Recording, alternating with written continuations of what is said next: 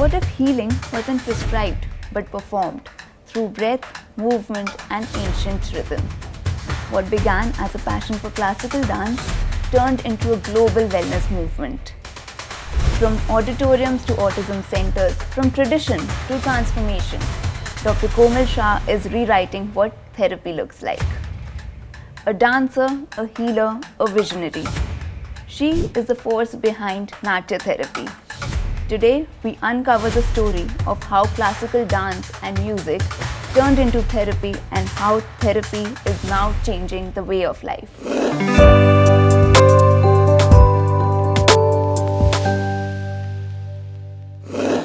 So Studio Aurum welcomes our guest today, Dr. Komal Shah. I am Shradha and I will be your host today. A very warm welcome to you, ma'am. आपका बहुत बहुत स्वागत है. Thank you so much, and I'm very honored and pleased to be over here to impart my knowledge to the audience. It is our honor, ma'am. So, straight away diving into your journey. So, can you tell us a bit about your experience and your journey from a homemaker to brand maker? How your love for dance changed into healing, emotional wellness and spirituality? This is a very sensitive question, but I love to share it.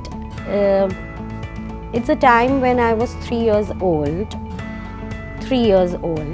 and that time I was not being allowed to dance because it's said that our limbs and our muscles and everything is weak. So we need to be strengthening our feet and our muscles and bones. So till 5 I was not allowed to dance. But my mother was very keen for me to go and understand the dancing lessons, see my elder sister watching, see my sister watching and understanding the rhythm. Basically Indian classical dance, because in Indian classical dance it's all about lay and tal, it's all about rhythm. So my mom was always wanting me to understand the rhythm from the time I was 3 years old, and that's what has integrated in every cell, atom, molecule of my body, and it has made me a person to understand lay and tal much before than I would have learnt it practically and through a structured class forms. So I was been dancing since the time I was 5. I've been trained under Bharatnatyam. I have done Maringetram. I used to dance a lot of folks also and do a lot of folk ballets. I've been doing a lot of Gujarati TV shows also in my childhood, and facing the camera and screen and all that, but it was not that I was really involved with that showbiz thing, because we were young, we were just doing it for the sake of having fun. But eventually when I grew up, like being in my teens and understanding later stage, but yes, I got married at a very younger age, but in my teens I understood that when I'm dancing, I'm not a person who would want to do a lot of riyaz or something, but when it comes to stage, I am the star. So I would only want to dance on the stage, and when I'm dancing on the stage, I don't see the audience. I feel there is no audience, everything is disappeared.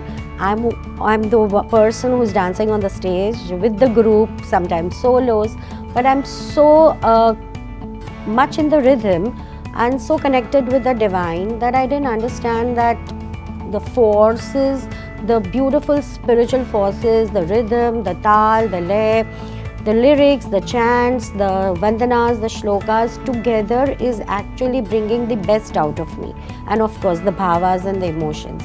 So never understood the structured form of classical dance forms, like just coming on the stage, doing your vandana, doing pranam, doing your puja, and then just going and blow. And you are on the stage You don't see the crowd, you're not seeing the audience, you are just connecting with those higher universal forces and everything around you. The beauty of Indian classical dance form is that all the forces such as lay, tal, rhythm, mudras, postures, karanas, movements, shlokas, vandanas, everything is just making you the best version of your own self when you are just facing the audience or you're on the stage and you're just you're dancing. And eventually I realized that I don't think so I'm an artist, because artist is actually is dancing to bring his best on They are more concerned about how they look, or how they perform, and they are too much connected with the audience, how audience is perceiving them. Yes. So I never considered myself an artist, but then eventually I realized that this is not me. But although people really like me dancing on the stage, I need to find the science behind this. Why is that I'm so different on the stage, and why my perceptions and my thought processes when I go on the stage is different. So eventually I had a beautiful journey within myself, and to understand this I realized that Indian classical dance forms is nothing but a connection to a divine, how you perceive it.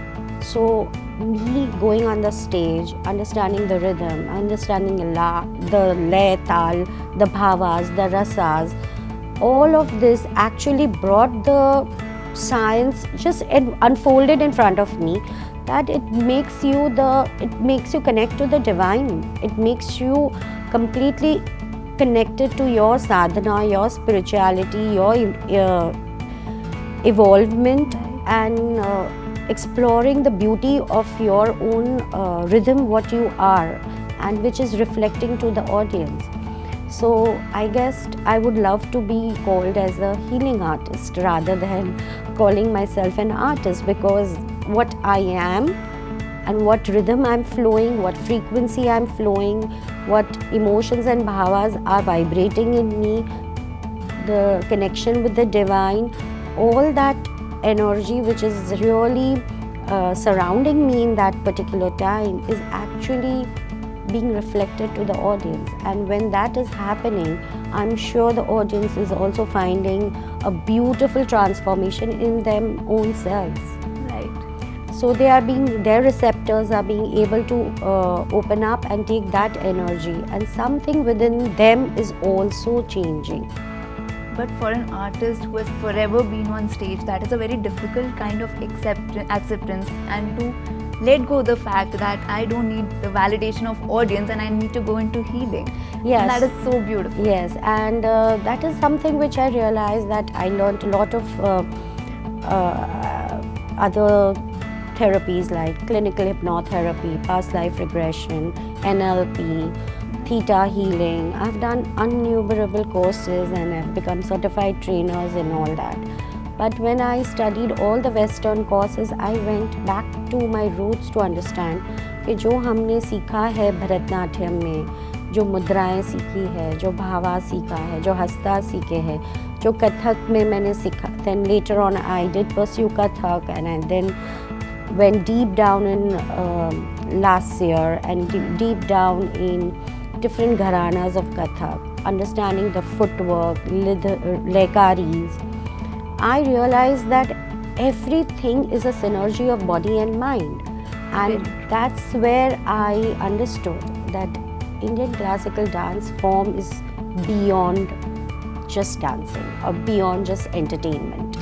It is a spiritual practice by itself, and if performed and if conducted and structured well, we can pass it on to the youth and the coming generation in a form of a proper course study where they realize that dance is not just a classical dance form. It has so many other aspects and fields which are connected to it. Like, for example, So classical dance form is just not in a dance form, but there are so many other aspects which are connected to it. Like there is so much of spiritual sadhana, there is so much of connection of mind, there is so much of connection with brain, there is so much connection of your five tattvas, your elements, as we do hastas and mudras while dancing. There is so much connection of footwork that is called zarab in Kathak, where we are doing different kinds of lekaris, and we are playing with the rhythm, the bass rhythm, the tal, metronome, and we are training our brain to be in that moment, letting go of past and not apprehending about the future. So being in the moment is the biggest sadhana, which I understood that Indian classical dance forms teaches our subconscious mind, our conscious mind, our body, everything together. It teaches that beautiful art to live in that moment and create, rather than apprehending about the future, we are creating a beautiful future for ourselves, and that is the power of Indian classical dance forms. So when I understood all this, I decided that no more dancing as an artist. I would rather transform, and that could be my calling and could be my purpose. And that's where at the age of 40, I realized that I should first write what comes in my mind. And I wrote a couple of books which are not published yet, but I decided to make them as a structured manual, where we have our now courses and the manuals with it, where they teach us and explain us that how every form of every movement, every zarab, every footwork, every hasta, every bhav, rasa, ashtanaika, everything is connected to your subconscious level. Either it is integrating a belief system or it is releasing a belief. And as per science, the brain, the left brain, the right brain hemispheres, both of it together is also experiencing the logical and the creative, the yin and the yang, the feminine, the masculine, all together is also becoming in one with the universe. That's why we call Ekyam. So while doing everything together, we are experiencing that blissful state of mind. So doing this understanding and writing those books, creating these courses, I have opened this whole institute and launched it at a very later stage, where a homemaker turned into a brand maker at the age of 40. And now that I have just completed 10 years of my work, I feel very happy that I did something which was very purposeful. I'm happy to be a healing artist rather than just an artist. So that was my journey, which I would love to share, and that could be my purpose of life. I'm sure it definitely is, and that in itself is a very commendable thing, that you found your calling, you had the courage to recognize it and accept that. Because me being a fellow dancer, and I know how stage calls you, how the stardom attracts you, and to listen to the voice within, that this is not making me happy and this is where I belong. That's I think very commendable. I don't think most of the people of our age, or maybe even in their 30s or early 40s, I don't think they are able to recognize this.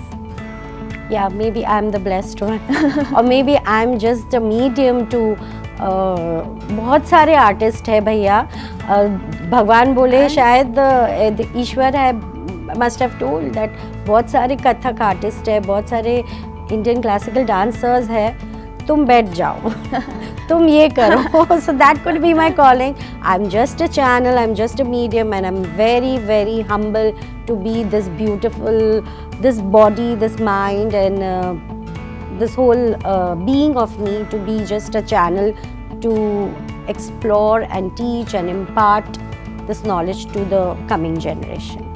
For sure, because I know all the dancers have felt the healing force of dance at some point or the other in life, but you took the initiative to structure it all out and present it to common people as Yes. well. Now, coming to Natya therapy, through which you have created this entire course, how would you explain that to someone who has never encountered it? Someone who is a non-dancer, someone who is not interested in Indian classical dance form, someone who finds it too complicated, all the tal and mudras and shlokas. How would you explain this therapy to them? So I would like to share a small story. Sure. Since we are just talking about Natya therapy. So this is basically in Treta Yuga. It's a mythology which is written in Puranas and all. I would not call it a mythology because I believe in it. It's a part of Veda. So where in Treta Yuga there was a lot of misery and there was a lot of dukh, and people was going through a lot of emotional crisis and all. So Indra Bhagwan, Lord Indraji went to Brahmaji and asked that how could we solve this whole thing, because even after having the 4 Vedas, which are where people are being offered these 4 Vedas, still people are still going through a lot of misery. So Brahmaji goes in a deep meditation and he creates a 5th Veda, which is called the Natya Veda.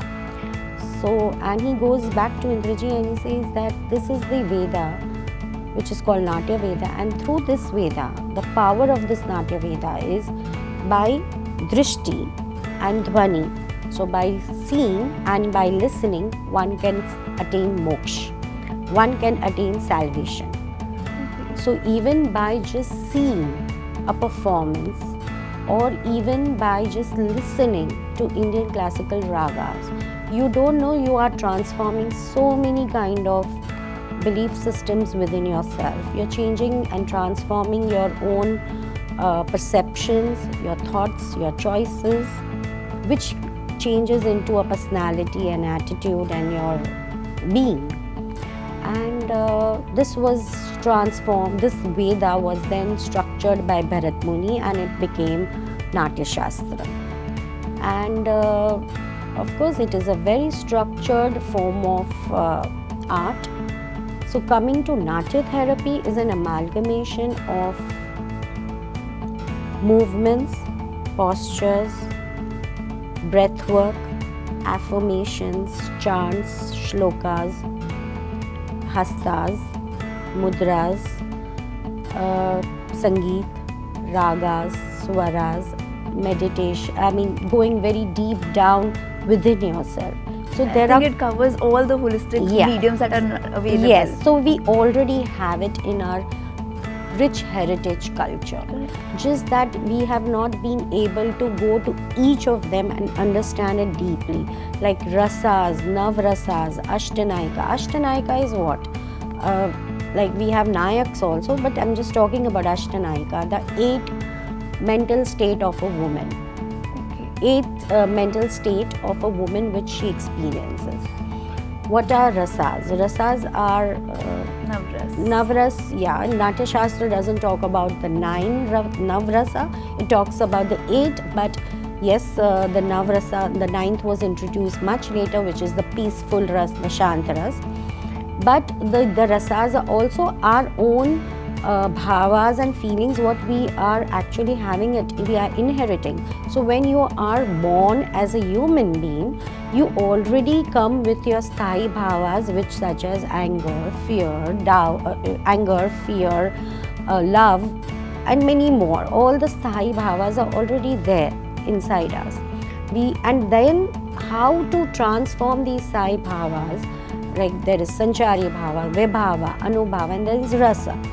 But how through in this whole process, where does the healing come? How you going through this process to come back to your original state of mind, which is absolutely being balanced and being positive in that particular moment. How to be detached from the outer world, how not to react with the issues or any kind of situations you are kept in which is not serving you, and how to be in that state and not actually reacting to it. So to train your entire subconscious mind and to be like that, of course, it's not just that it can happen overnight. You have to go through a lot of sadhana. So Natya therapy is that one beautiful instrument where we touch all different angles, where we train the subconscious mind, our brain, our every cell, atom, molecule of your body, our every fiber, tissue, our organs, the Sapta chakra, the 7 chakras of a human body, which are known as the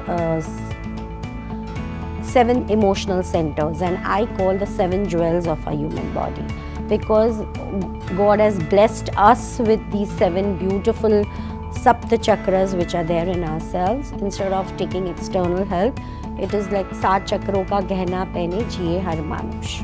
It's like it can regulate everything. Everything, exactly. So we have these different courses we have displayed, and we have affirmations which also trains your brain, and it is said that every time you speak one sentence like I am happy, or I am beautiful, I'm successful, I'm rich, I'm healthy, whatever, I'm spiritually connected to aligned, my subconscious mind has 6,000 power to make 6,000 Xerox copies. Wow.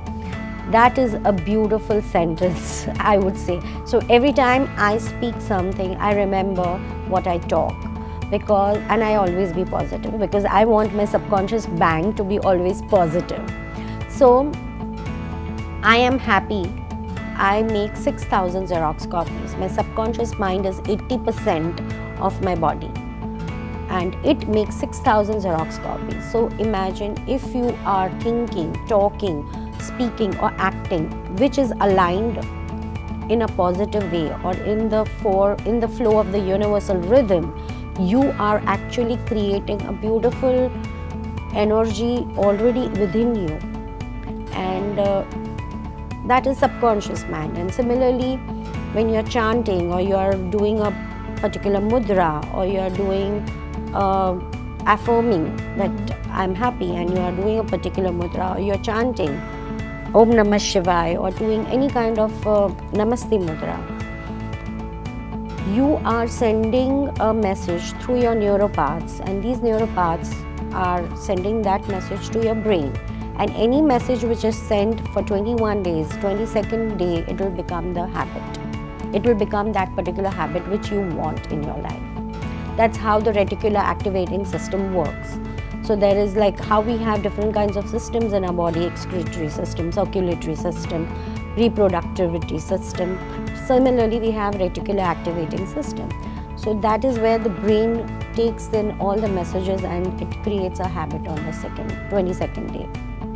So Natya therapy has a lot of branches. Can you name a few courses under it? So we have introduction of 7 chakras, basic and advanced. We have left brain, right brain activation. Okay. So how through dance we can activate left brain and right brain. And can you just show some light on? I'll explain that, because have you ever seen, I mean, I would love to, the audience also to know, have you ever seen any dance form where a dancer is only dancing on one side? She's not using the other side of her body. It's not possible. So that's the whole beauty. So you, in any form of dance, your body involves both the sides of your body. Correct. So the left and the right is contributed, and both the sides of the body is involved doing a particular movement, a mudra or hasta or eye or anything, or neck movement, eyebrow movement, anything if you talk, and a footwork. But in Indian classical dance forms, which I always say that they are margi, they are very specifically said that in Indian classical dance forms we use tal, we use lay, we use tabla, we use instruments, we use so many classical dance instruments, we use footwork, so left, right, sequential movements are happening, and there is hand movements also happening. There is So coordination of both, coordination of left and right is happening simultaneously. left is going here, right is going here. Along with that, we are using the different mudras. So you're using the hastas, the mudras. You're using different mudras. You're using footwork, where in Kathak we use ta, thai, thai, ta, ta, Right. thai, thai, ta. So left, right, right, left, or right, left, right.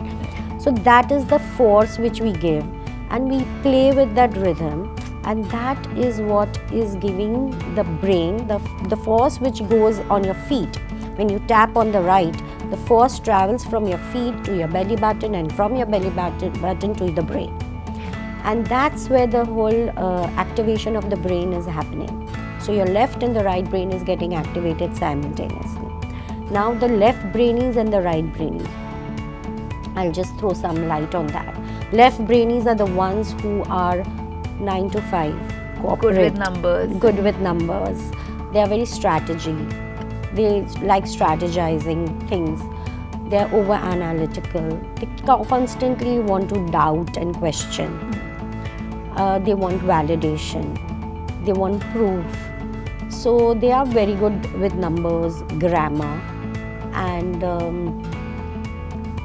you will find all corporate people more into that. You will find more of chartered accountants, stockbrokers, because they want to live in the reality. They are the traders. They will want कि मैंने आज ये कुछ काम किया तो मुझे क्या मिला. They are not futuristic. Immediate output. Yeah, they want the immediate output. They are not futuristic. Right brainies are the ones who are creative, spiritual. They are futuristic. They invest their time, energy for something to happen in future. So they do, like if you talk about a dancer or a musician, they do riyaz every day, and they do the same act and the same piece every day. Why? Because they know that at a particular time and a particular date when they have to perform, that 2 hours of performance will give them name, fame, success and everything. And that's what they invest their time in it. They are not logical, they don't strategize, they just go with the flow. They flow with the rhythm. And even if you talk about the artist, he paints, or he or she is an artist and she's painting, her painting will take years or maybe months to complete. But when the final output is out and displayed and exhibited, that is the time she gets the reward for all her time. So that is right brainies. And right brainies are not good with numbers at all. So Probably they bring nuances to numbers as well. yes. So nothing is wrong in right in this. Nothing is wrong actually. Nothing wrong right that doesn't exist in life. But just to strike a complete balance of both is the art of living. And through dance, Can we really strike a balance, or is there always one side that is dominant? I'm a right brain. And I've always learned to strike a balance and make my logical mind active. I always believe there will be blessed souls who would be having a balanced state of mind, because they must be doing 2 things at the same time. They must be doing a corporate job, and they must be doing some creative activity through which the right brain is getting activated. But coming to dance and footwork and different aspects, like just doing mudras, not even moving, because I have lot of clients at the age of 70s and 75s. They just don't do anything, but they just do mudras, which both the sides of brain is getting activated. And so through this activation of both the sides of brain, autism, Parkinson's, Alzheimer's, learning disabilities, many these kind of ailments can be also cured.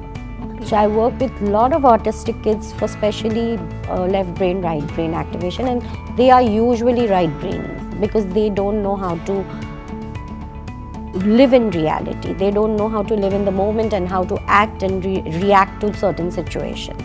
So classical dance forms can really help because it consists of mudras, music, tal, lay, movement, footwork, meditation. It really helps in their healing process.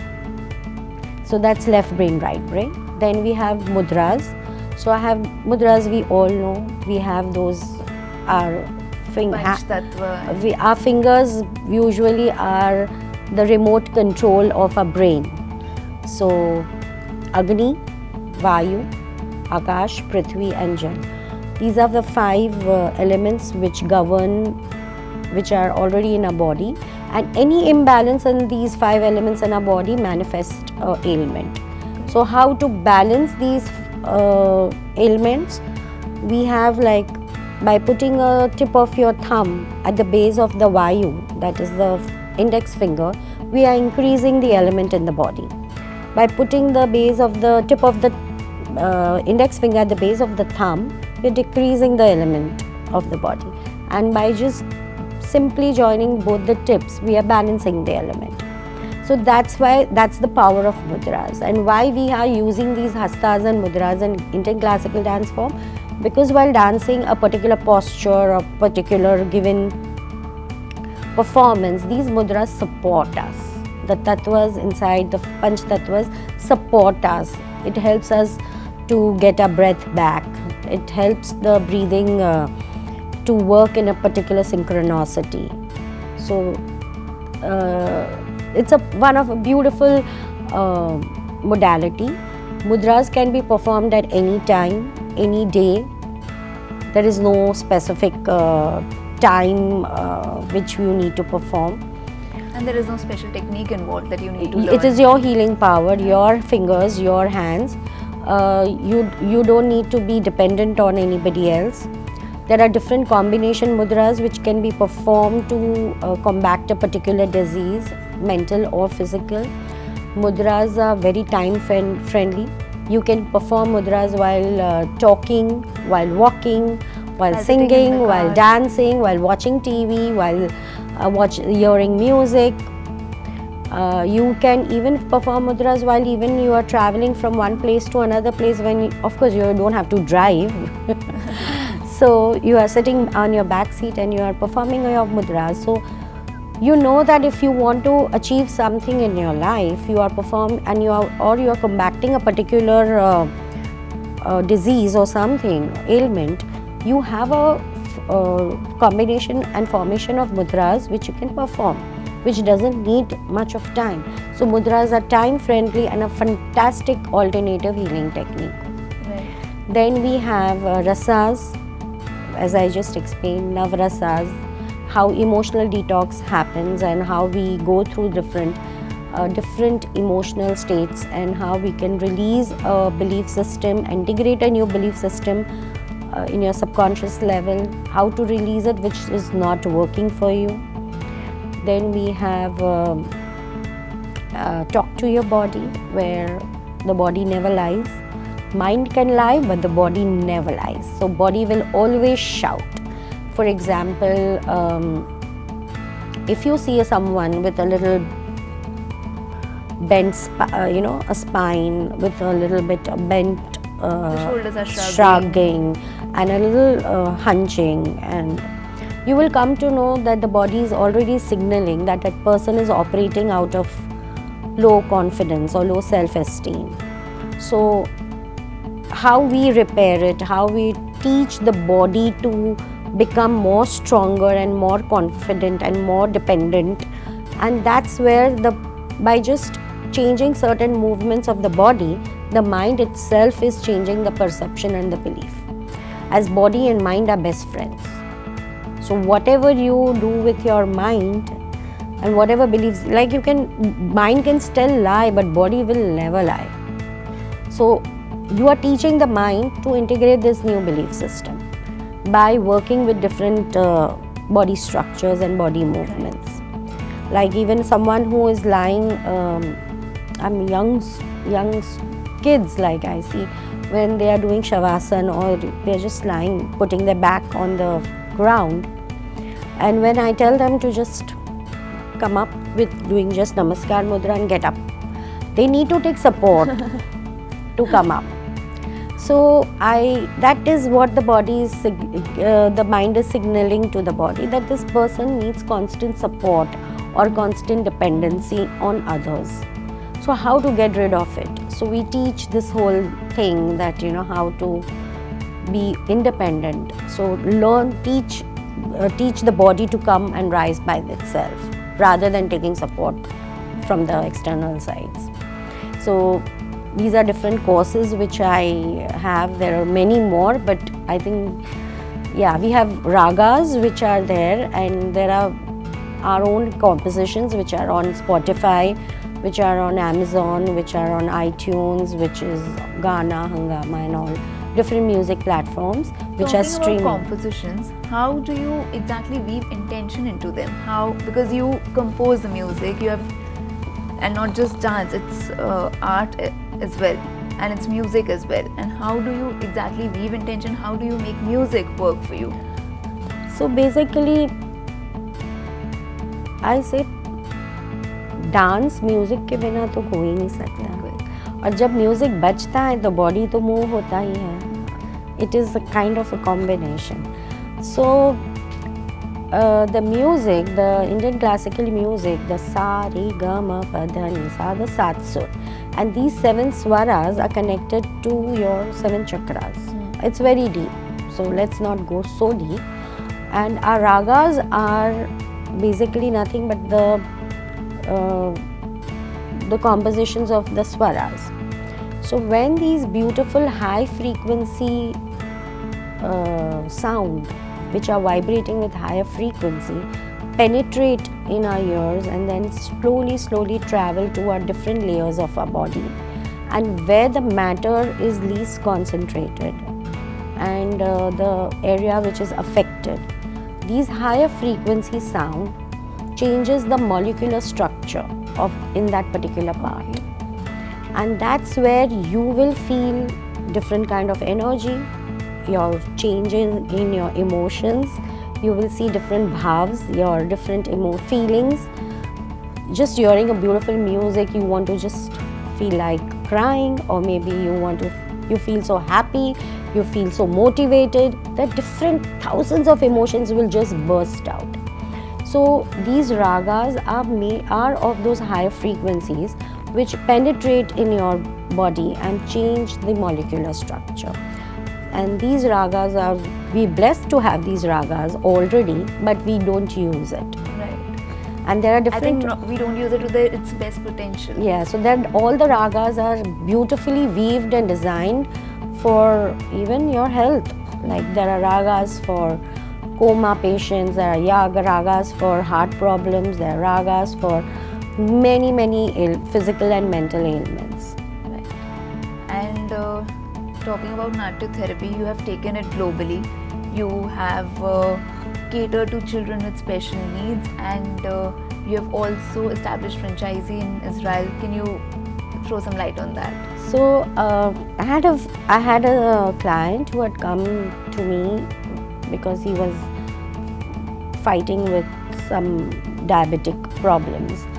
So I put all my efforts to help him to come out with those, to make sure that his diabetes remains in control. And it was a fantastic effort. His anxieties, his insomnias, his fears, everything was related to his health, and which I could really transform to some level. And it was he was quite happy, so he kind of said, why don't you come to Israel and do certain workshops for me? We run a huge business over here. And I said I was not too sure that I would want to go there, but still they insisted, and I said it's just the land which is calling me. So I went, I did a lot of workshops, and I was working with a lot of NGOs, a lot of autistic centers, cancer centers, lot of private workshops which were hosted, and there was love showering to me, and I was overwhelmed. And it was just the land which was calling me.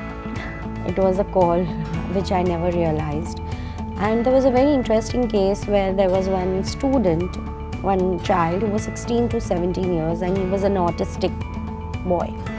And in Israel, everybody wants to go to the army. You know, it's a pride moment. They have to, but it's a pride moment. And he was like not being able to get him enrolled for it because of his health issues. So I was working with him, and I took some 7 to 8 sessions, and he showed a beautiful transformation. And when his psychiatrist, he visited his psychiatrist, she was, completely amazed that what has changed in him, why his graph has changed. And the parents must have informed that there is this Indian healer who is using all Indian music and some footwork and tap work and clap work and breathing exercise and meditation and a lot of deep subconscious mind healing. So he wanted to meet me, and that was a fantastic transformation which happened. And that's where the parents got me all over on newspapers, because that's how it was a big victory for me over there. And I then got into a lot of many other students and people who really opened up their arms for me to help them and work over there. So that was purely word of mouth, and it was a miracle. It is one of my biggest victory in life. It's commendable, the kind of impact you have created globally. And to conclude, I would like to say, through this story, my biggest takeaway is from for someone who dares to dream, dares to heal, dares to inspire, the world is waiting for your rhythm. Please bring your rhythm and make the difference. Thank you so much, Komal ma'am. It was a pleasure to have you, and thank you so much for your time. This was a very enriching interview, a very enriching talk show, how dance and music and therapy can be combined in such a beautiful way.